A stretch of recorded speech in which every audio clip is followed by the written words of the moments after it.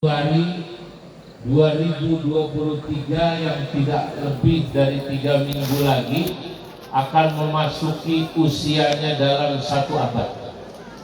Maka kita semua termasuk beruntung yang hadir ini, termasuk seluruh kader NU di Indonesia, insya Allah bisa menyaksikan NU masuk abad keduanya, saudara-saudara.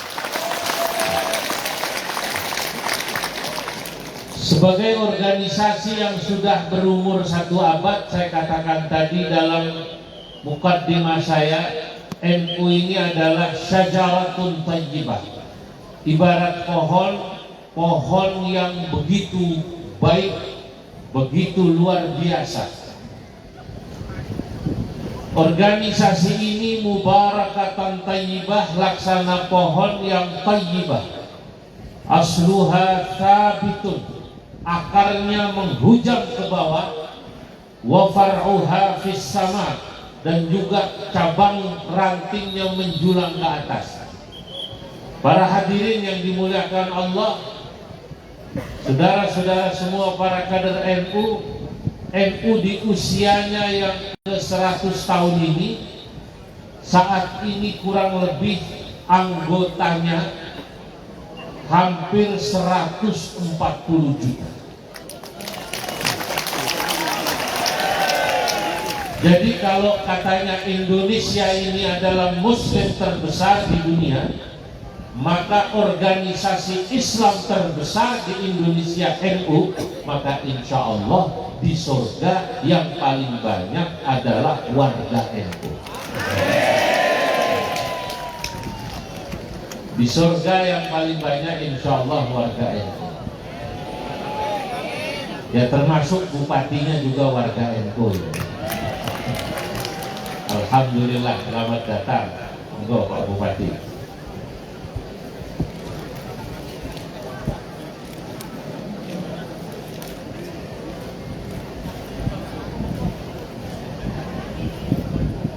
Monggo. Allahumma salli ala Muhammad. Allahumma salli ala Muhammad. Allahumma salli ala Muhammad.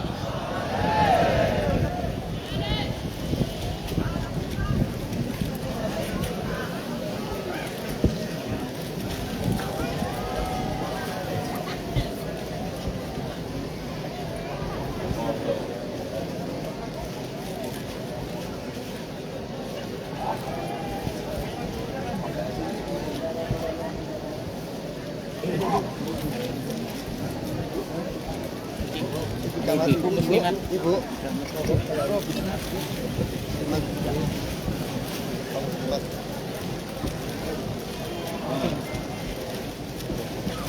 Baik, saya lanjutkan. NU saat ini warganya kurang lebih hampir 140 juta. Itulah survei terakhir yang dikeluarkan oleh lembaga survei yang bernama Al-Fal. 140 juta ini ya kadang-kadang termasuk yang di pasar kalau Jumatan ngakuni NU barang.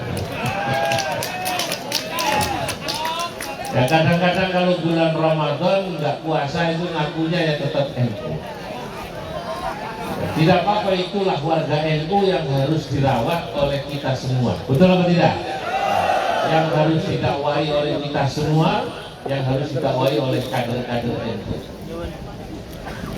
Di luar negeri cabangnya sudah ada di 34 negara.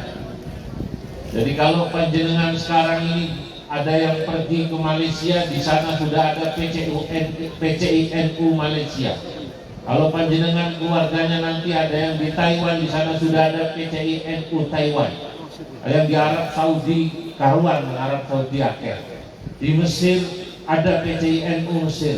Di Amerika ada PCI-NU Amerika. Di Kanada saya sudah bertemu PCI-NU Kanada. Bahkan di Rusia, di Australia, di Maroko, semuanya di 5 benua ini sudah ada PCI-NU, pengurus cabang istimewa NU. Pertanyaannya kenapa NU? 100 tahun ini menjadi organisasi terbesar bukan saja di Indonesia, bahkan di dunia. Saudara-saudara hadirin, itu yang pertama. Saya dan semua para ulama meyakini disebabkan karena muassis, pendiri Nahdlatul Ulama dari zaman Mbah Khalil Bangkalan, Mbah Hashim Asy'ari, Mbah Abdul Wahab Hasbullah, Mbah Bisri Sansuri, dan para masyayikh-masyayikh yang lain adalah orang-orang yang mukhlisina lahuddin, orang-orang yang ikhlas, sama seperti panjenengan semua yang hadir ke tempat ini ikhlas, tidak dibayar malah bayar, betul atau tidak? Ini kalau bukan karena keikhlasan para muassis, para pendiri, kita tidak akan pernah bisa menyaksikan kebesaran NU. Karena ikhlas para pendirinya, maka organisasi ini manfaat. Semua warga NU merasakan manfaat. Bahkan bukan saja warga NU, di luar NU semua juga merasakan manfaat keberadaan Nahdlatul Ulama, saudara-saudara. Saya belum lama bertemu dengan seorang beragama Hindu. Kebetulan beliau polisi, namanya Pak Gede, main ke rumah saya. Sampai beliau bilang, Pak Gede ini, saya ini Hindu, tapi saya senang dengan NU.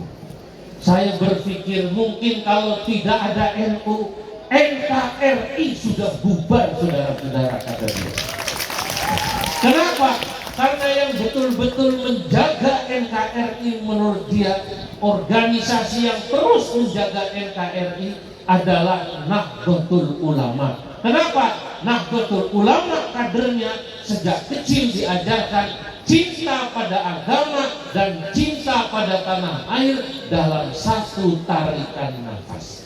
Itulah kenapa di NU kalau kita menyanyikan lagu Indonesia Raya, pasti juga nanti menyanyikan lagu Yalal Wakal.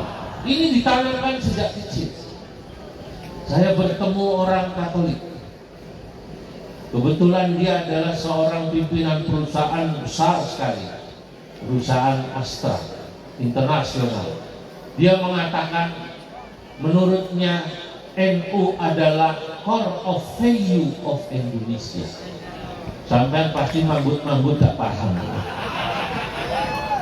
Core of value Indonesia itu ya NU. Menurutnya orang kalau mau melihat seperti apa Indonesia masyarakatnya, ya sesungguhnya sifat-sifatnya, lihatlah warga NU. Kalau Anda melihat orangnya toleran, kalau Anda melihat orang yang tasamuh, orang yang banyak senyum, sopan, akhlaknya bagus, suka menolong, cinta sesama, humanismenya, kemanusiaannya tinggi, itulah pasti kalau Anda temui warga Nahdlatul Ulama. Nah, pulau itu pernah ke Mekah. Ini saya mau cerita tapi rahasia aja ngomong-ngomong.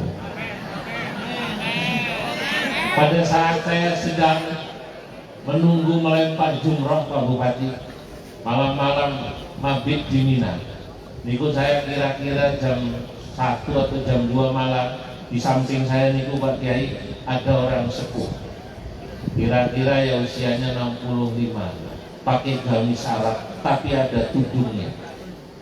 Biasanya yang pakai gamis Arab seperti ini adalah orang Afrika Barat atau Maghribil Arab, Maroko, Tunisia, Aljazair, Mauritania. Lalu kemudian saya sebagai orang timur, saya menyapa beliau. Assalamualaikum, kata saya salaman. Hadratak Maghribi, panjenengan saking Maroko. Beliau nyaut sambil geleng, lah bukan. Kata saya Mauritania, panjenengan dari Mauritania. Beliau geleng, bukan. Aljazairi, apakah panjenengan dari Aljazair? Geleng-geleng, bukan. Apa tangon Malang, pasti duduk. Ternyata beliau bilang, ana Saudi, saya orang Saudi, lakin walidi wa ajdadi kanu min Uzbek. tapi bapak saya, simbah-simbah saya asalnya dari Uzbek. Kemudian yang bersangkutan langsung menebak saya. Kata beliau, Indonesia. Anda dari Indonesia?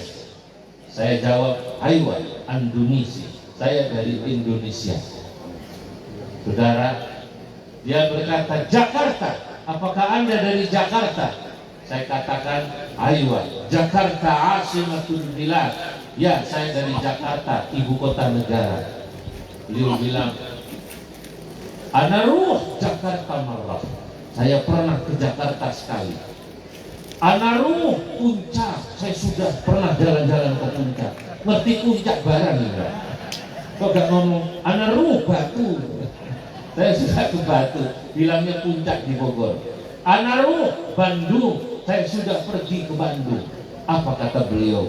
Ana walau zurtu Indonesia marrah. Saya walaupun hanya ke Indonesia sekali, ra'aituhum, tapi saya melihat orang Indonesia itu dzul-khuluqin, orang-orang yang akhlaknya bagus-bagus, akhlaknya sayang-sayang. Yang Indonesia ini Pak Bupati, orang Indonesia ini di luar negeri terkenal, satu akhlaknya bagus, kedua soleh-soleh. Ini sama seperti warga NU ini yang hadir. Ini kan insya Allah soleh-soleh nih. Yang namanya soleh ngaco. Ini dari wajahnya kelihatan rata-rata Al-Quran di luar kepala semua ini lah. Kepala doendi, Quran doendi. Nah, orang Indonesia ini saudara-saudara, kalau di Mekah itu terkenal soleh, akhlaknya bagus. Dulu Pak Kiai Ma'ruf Amin mengikuti acara di Maroko International Conference yang diadakan oleh OKI, Organisasi Islam Sedunia. Itu Kiai Maroko bilang, Kiai, orang Indonesia itu soleh-soleh ya.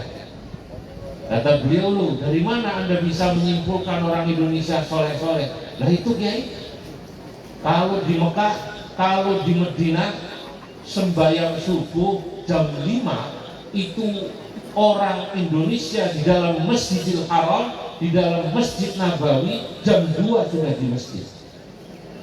Nah itu kalau di Masjidil Haram, di Masjid Nabawinya saja jam 2 sudah di masjid, bagaimana sembahyang subuhnya malam?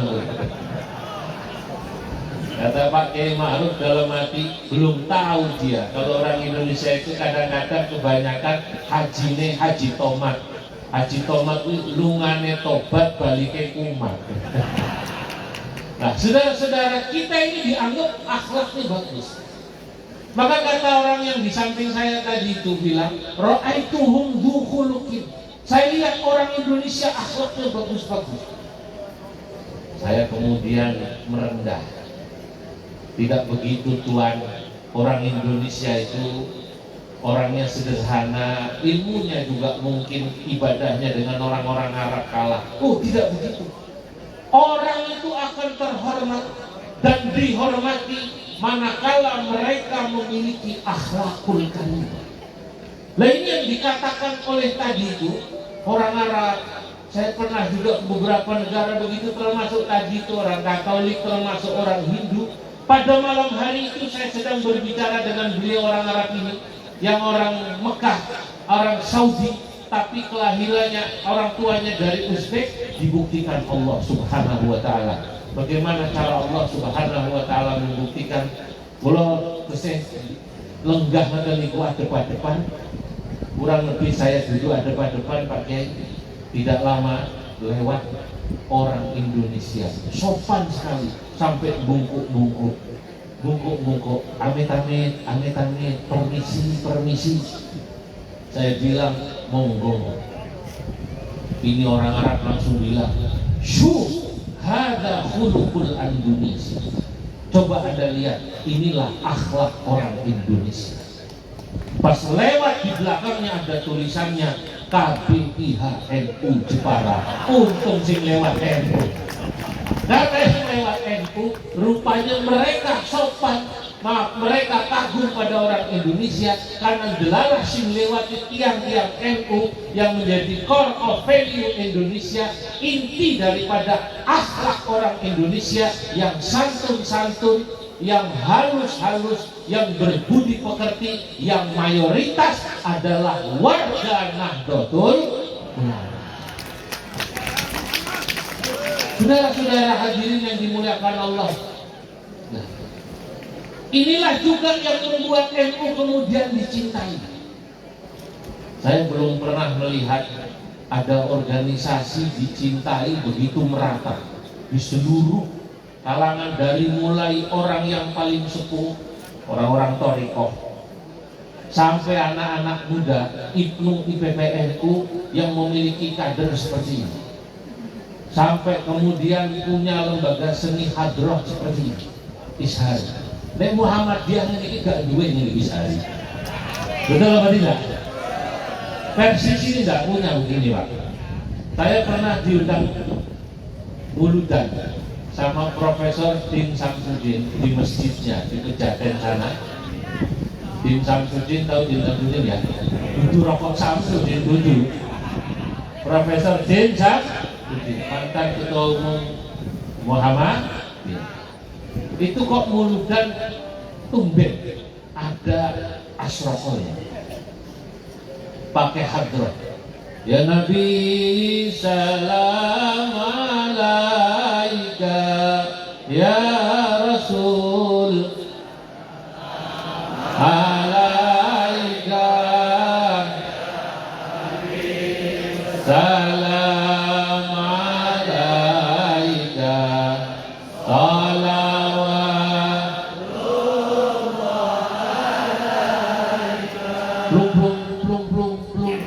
dalam hati saya, lah kok itu Muhammadiyah pakai hadroh, kata saya. Selesai anak-anak main, saya panggil, kene, kamu tim hadroh Muhammadiyah? Bukan Pak Yai, saya NU. Bon. Ternyata Muhammadiyah tidak punya tim hadroh, ngebon dari mana? NU. Tak pikir Muhammadiyah.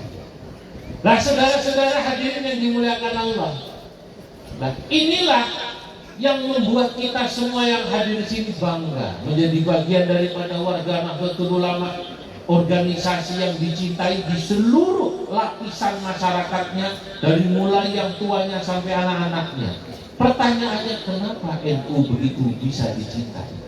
Sesuatu bisa dicintai karena sesuatu itu memang bermanfaat dan dirasakan manfaatnya oleh semua yang mencintai.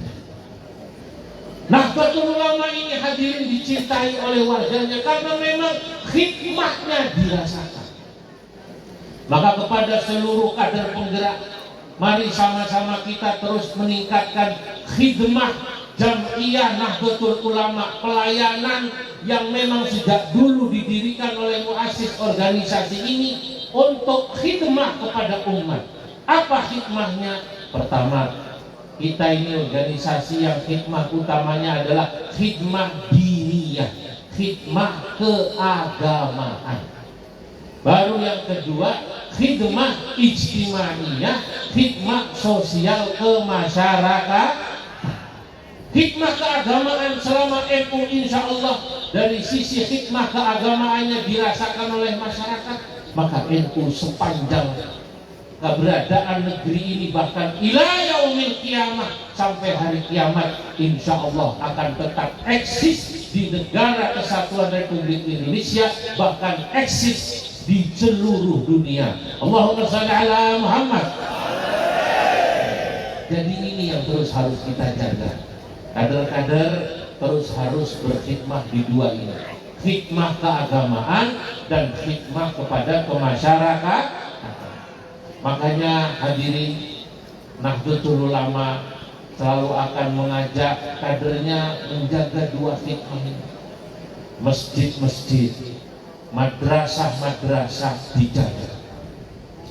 Saya ulangi, masjid-masjid, madrasah-madrasah, pesantren-pesantren harus dijaga terus agar tetap berpegang teguh pada thariqah Ahlus Sunnah wal Jamaah An-Nahdiyah. Karena inilah basis daripada kekuatan kita. Masjid, madrasah, pesantren, majelis taklim.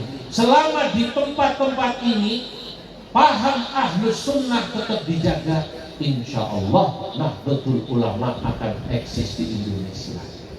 Saudara, anak-anak kita saat ini kalau tidak dari kecil ditanamkan ke NU-an, ke aswajaan, maka mereka bisa lepas ke NU-annya ketika mereka masuk di sekolah-sekolah lanjutan SMU, di kampus-kampus. Sekarang ini sudah banyak fenomena anak-anak kita yang dulu orang tuanya gelem tahlilan, gelem mujahadah, mau manakiban, mau tawasulan, mau kumpul derek para kiai sampai mati. Tapi sekarang kalau tidak ditanamkan ke NU-an, ke aswajaan dari dini, mereka begitu masuk ke SMU, masuk ke kuliah-kuliah, aswaja NU-ne ucul. Aswaja ke NU-nya, Ahlus Sunnah wal Jamaah NU-nya akan lepas. Malah sekarang banyak anak-anak yang berani protes sama orang tuanya. Begitu melihat seperti tadi kita pakai ishari, yo apa Pak, ono selawatan tangannya keplok-keplok ono barang. Lu dia tidak tahu. Ini yang namanya selawatan model tadi itu membuat kita sehat lahir batin. Betul atau tidak? Sehat lahir batin, lahirnya sehat, jasmaninya satu keplok-keplok itu sehat aja Pak Dokter Umar itu. Sehat, gerak-gerak itu sehat. Batinnya sehat karena gembira. Orang cepat mati itu gara-gara stres. Betul atau tidak? Kalau gembira ya enggak. Nah, makanya orang kalau udah tua, ada suami kok istrinya galak, berbalik ke masjid ngomong, Bu, kopi, kopi. Biasanya bapak seperti ini cepat mati. Betul atau tidak? Mau dibentak terus kalau bujun si wedok. Nah, tapi kalau misalnya yang bersangkutan itu gembira, melok ishari gembira, melok NU gembira, insya Allah panjang umur. Allahumma sehat dunia akhirat. Nah, ini yang harus terus ditanamkan. Karena tantangan NU ke depan berat. Bukan saja di Indonesia ini sudah masuk paham yang aneh-aneh, sing bangsa ekstrim kanan maupun ekstrim kiri. Paham-paham liberal sudah masuk yang mengajarkan katanya LGBT boleh, kawin sesama jenis boleh. Lo kawin lah wedok karo wedok itu selake laopo. Betul apa tidak?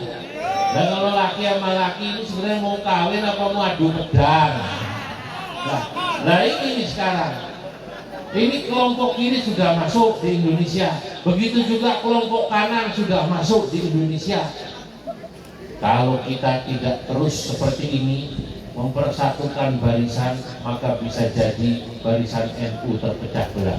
Tapi insya Allah kalau NU satu komando, koheren dari ranting harus taat kepada MWC harus taat kepada PC. Pengurus cabang harus taat kepada pengurus wilayah taat kepada pengurus pusat atau PBNU. Insya Allah Nahdlatul Ulama akan tetap kuat dan besar di Indonesia, saudara-saudara. Jadi apel kader ini bagian daripada menunjukkan bahwa NU itu bukan hanya klaim anggotanya 140 juta. Maka nanti pada tanggal 7 Oktober, mari kita semua yang hadir di sini diniatkan 7 Februari 2003 kita niatkan hadir ke Sidoarjo. Siap hadir? Siap hadir? 7 Februari kita siapkan hadir jiwa raga kita dari sekarang ke Sidoarjo untuk meraih barokah terbesar atau barokah kubro. Barokah apa? Kubro, barokah yang banyak di mana jutaan warga NU dengan para masyayikh. Ini masyayikh yang hadir insya Allah nanti waktu puncak acara bukan saja dari seluruh Indonesia. Tapi ulama-ulama dunia, alim-alim besar itu rebutan ini WA terus, sudah mau dekat minta diundang, pengen melihat apa betul katanya di Indonesia ada organisasi yang warganya jutaan.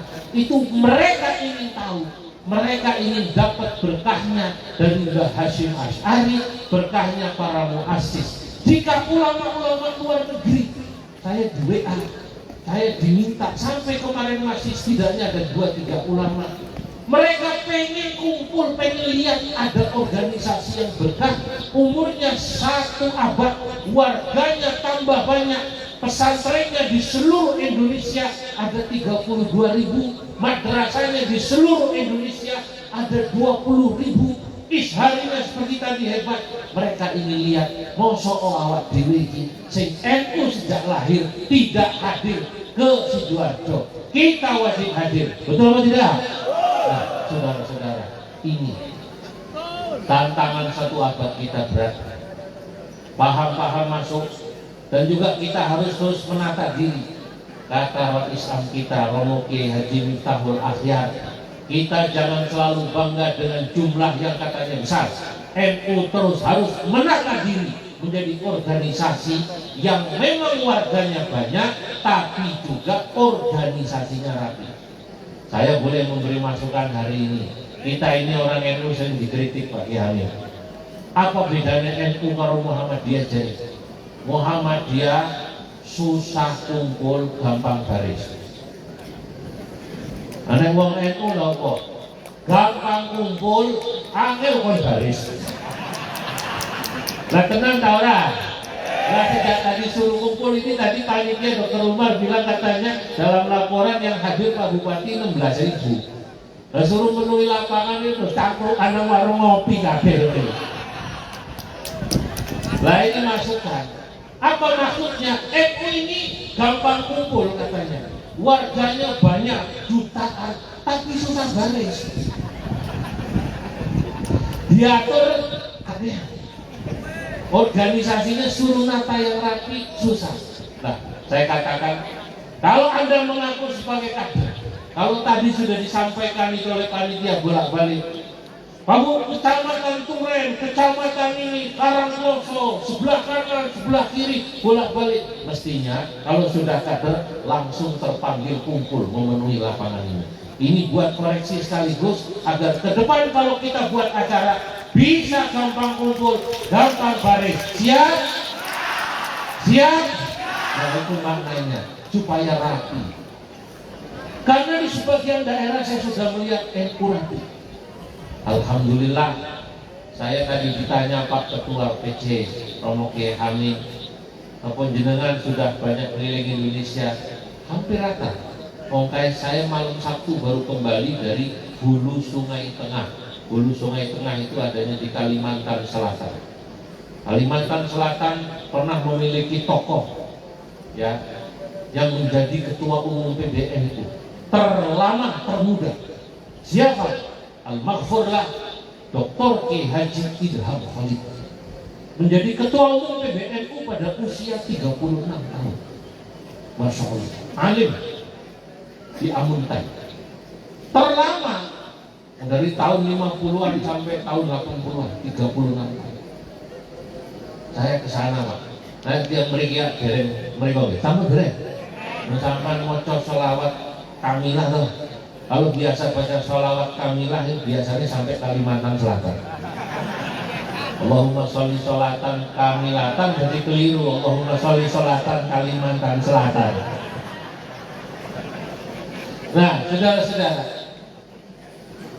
saya sudah ke Sumatera, saya sudah ke Sulawesi, mutar seluruh Indonesia sampai Papua. NU besar di sana-sana. Ada yang memang sudah mulai rapi, ada yang menuju rapi, ada yang sudah solid. Di Papua saya kagum, di Bovendigul meresmikan masjid sekitar 6 tahun yang lalu. Di tengah hutan NU punya madrasah, membangun madrasah 3 lantai. Saya kaget ya, pas hadir yang hadir 3.000 di tengah hutan. Itu orang semua, bukan orang hutan. warga NU semua benderanya hijau-hijau, hijau-hijau, terus NU. Bahkan NU membanggakan di beberapa daerah koin NU-nya jalan. Di Cilacap itu koin NU-nya 1 bulan terkumpul 1,6 miliar. Malam pinter ya hari ini, dereng ya. Nah ini saya ceritakan supaya semangat, kader NU supaya semangat dari mulai itu sampai atas. Nek Cilacap sing kecamatannya gak ono 33, malah kabupaten kecamatannya berapa? 33, harus bisa lebih dari situ.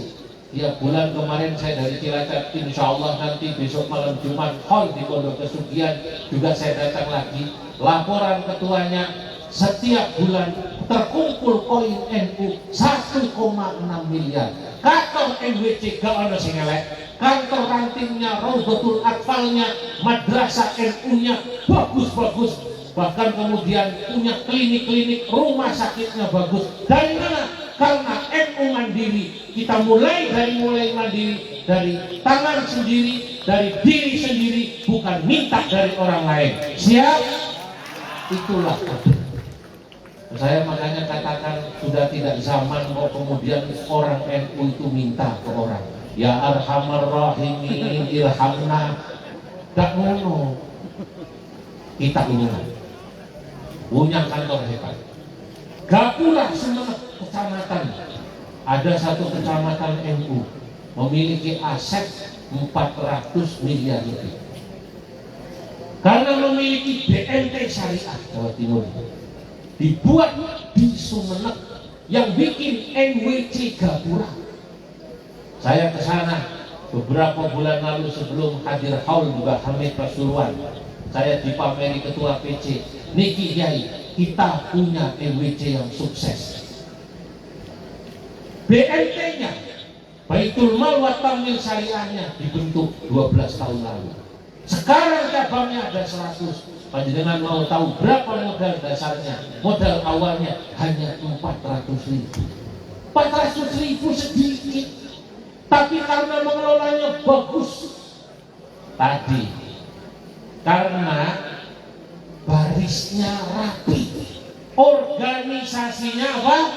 Rapi. 12 tahun sekarang sudah punya cabang 100 BNT di seluruh Jawa Timur, asetnya 400 miliar lebih. Kenapa? Karena rapi organisasinya. Nah, makanya kita harus menempatkan kader-kader yang tepat di tempat-tempat yang tepat. Ojo guru naku pengen jadi kepala BNT bubar. Betul atau tidak? Kebetulan direktur BNT-nya ini adalah alumni pesantren, tapi juga kuliahnya manajemen dan ekonomi. Tantangan kita juga berat karena NU ini sekarang sudah punya visi yang ditulis, merawat jagat, membangun peradaban. Kalau yang pertama yang dimaksud merawat jagat, kita ingin selalu bahwa bumi ini kita rawat agar tempat kita hidup ini insya Allah terus baik, tidak rusak lingkungannya. Maka PBNU itu membentuk relawan nanti untuk membuktikan bahwa NU itu merawat jagat. Pada nanti puncak harlah 1 abad ada relawan kebersihan yang muda-muda dimanapun, tidak boleh kita melihat sampah jatuh di bawah, langsung kita ambil. Siap? Siap? Supaya masyarakat tahu kalau NU ini jutaan tapi bisa bersih, tidak ada sampah berserakan. Itu merawat jagat. Kita juga merawat jagat agar jagat ini bisa ditinggali anak cucu kita sampai nanti hari kiamat. Maka NU akan terus di bidang lingkungan, ya, mengajari masyarakat merawat lingkungannya. Tapi bukan saja itu, NU ini juga membangun peradaban manusia yang hidup di jagat ini. Hari ini kurang lebih di 250 titik sudah selesai diadakan halakoh fikih peradaban. Betul ya? Di pondok-pondok. Dalam halakoh fikih peradaban ini Kita ingin mengajak warga NU agar tahu bahwa peradaban dunia ini tidak sedang baik-baik saja kalau kita tidak menjaganya. Saudara-saudara, kita tahu di Ukraina perang sama Rusia. Yaman masih perang. Di beberapa negara perang. Kenapa? Karena mereka seringkali menjadikan kepentingan politik atau kadang-kadang menggunakan agama dan lain sebagainya untuk memenuhi kepentingan politiknya, dan dunia tidak menjadi harmoni. NU terdepan menyuarakan dalam membangun peradaban, bagaimana kita membangun peradaban dunia yang damai. Jangan pernah menjadikan agama untuk alat politik. Termasuk NU menolak politik identitas NU. Para pengurus NU dari mulai PB sampai cabang ranting diajari, jangan pernah menggunakan bendera NU, kop NU, lambang NU untuk kepentingan politik. Kenapa? Karena para muassis mendirikan NU untuk khidmah diniyah ijtimaiyah. Nah, gerakan kita, gerakan semacam ini, jangan gerakan-gerakan yang membuat warga NU pecah. Kita sudah susah payah seperti ini, mari kita jaga warga Nahdlatul Ulama. Hadirin yang dimuliakan Allah, terakhir saya ingin berpesan kepada semuanya, marilah kita tetap terus menjaga sifat-sifat yang indah ini yang didirikan oleh dan diajarkan para ulama kita, yang di bidang tasawuf, di bidang akidah kita mengikuti paham Asy'ari Maturidi, di bidang fikih kita mengikuti mazhab 4 khususnya Imam Syafi'i, dan di bidang tasawuf kita terus mengikuti Imam Ghazali dan Imam Junaid, dan terus mengajarkan paham yang moderat, toleran, anti kekerasan, dan terutama cinta pada tanah air dan cinta pada negara kita. Sampai di sini semoga manfaat. Mari sama-sama kita lanjutkan acara ini sampai selesai. Wallahul muwaffiq ila aqwamit thariq. Wassalamualaikum warahmatullahi wabarakatuh. Waalaikumsalam warahmatullahi wabarakatuh. Disampaikan